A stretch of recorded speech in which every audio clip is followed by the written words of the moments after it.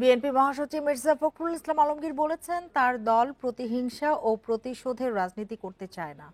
আওয়ামী লীগ যেভাবে নির্বিচারে মামলা করেছে সেই পথে হাঁটবে না বিএনপি, বরং আওয়ামী লীগের বিরুদ্ধে যত মামলা রয়েছে সবগুলোই তুলে নেওয়া হবে। বিকেলে ঠাকুরগাঁও সদরের মোহাম্মদপুর ইউনিয়নবাসীর সাথে মতবিনিময় সভায় প্রধান অতিথির বক্তব্যে এসব কথা বলেন তিনি।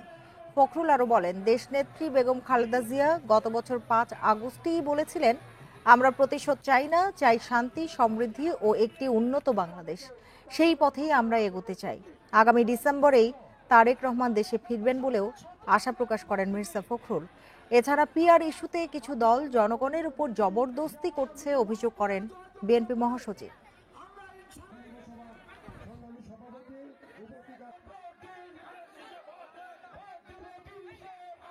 ম্যাডাম খালেদা জিয়া তিনি একটা বিবৃতি দিয়েছিলেন, স্টেটমেন্ট দিয়েছিলেন, কথা বলছিলেন। সেই কথাটা ছিল যে আমরা প্রতিহিংসায় বিশ্বাস করব না, আমরা প্রতিশোধ নিব না, আমরা ভালোবাসা এবং প্রেমের মধ্য দিয়ে রাজনীতি করতে চাই। আমি সেই কথাটা আবার আজকে আপনাদেরকে বলতে চাই যে আমরা কোনো প্রতিশোধের রাজনীতি করতে চাই না। আওয়ামী লীগ যেভাবে মামলা করতে, আমরা সে মামলা করতে চাই না। যদি মামলা হয়ে থাকেও আমি আপনাদেরকে কথা হচ্ছে সমস্ত মামলা তুলে নেওয়া হবে।